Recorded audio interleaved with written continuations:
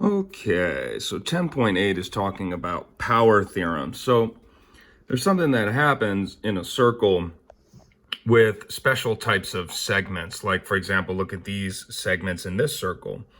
Vn here is a chord, and so is Ls. They're both chords, right? So there's a relationship with the pieces of these chords. Like, look at this piece here, VE, and the second piece of that chord. And then look at this piece here, I'll just call it 3, of this chord, and the second piece of that chord. There's a relationship that's going on.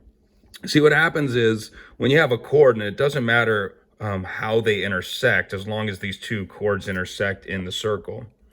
When they do intersect, what happens is you get like a like if you connect these points, you get two similar triangles, and so then the ratio of corresponding sides are equal, which means that this segment here, I'll just call it 1. Now that's not its value. That's just like the name of it, right?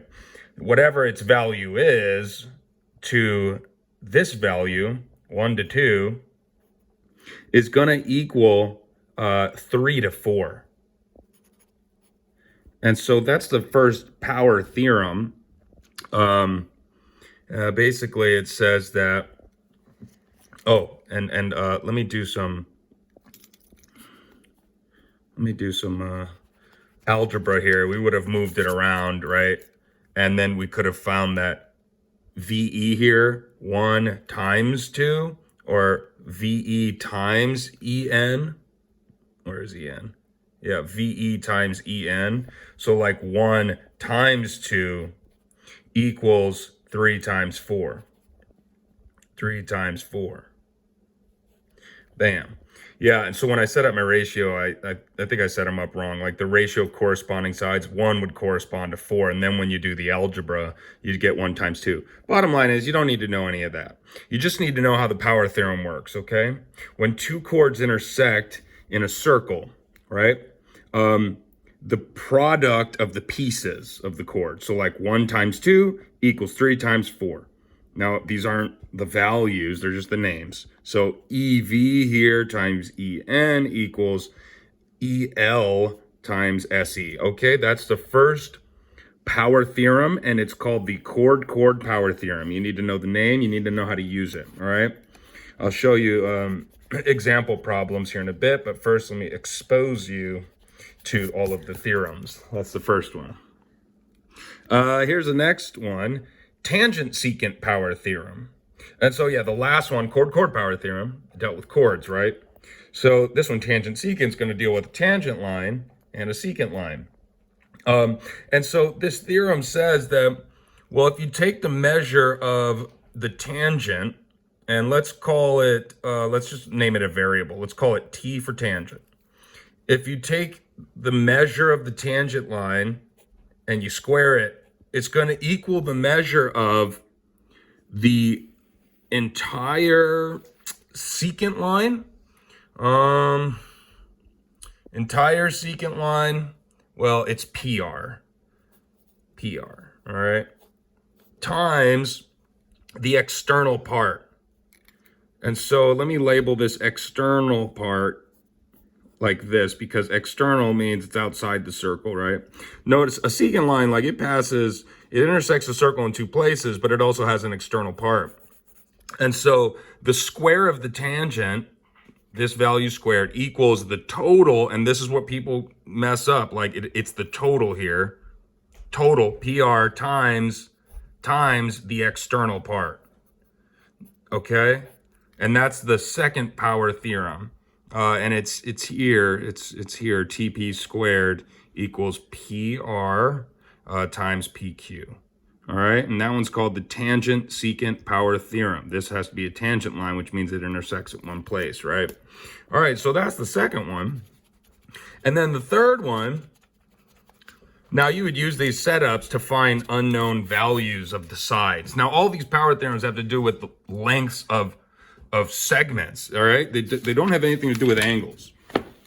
So we've been talking about angles, but now we're shifting, right? We're shifting to segments. within a circle and outside. The next is the secant power theorem. So it's called this because it deals with two secant lines. Take a look at PB here and PD. They're both secant lines. Well, the product of the total here, PB times its external part. So total times external part.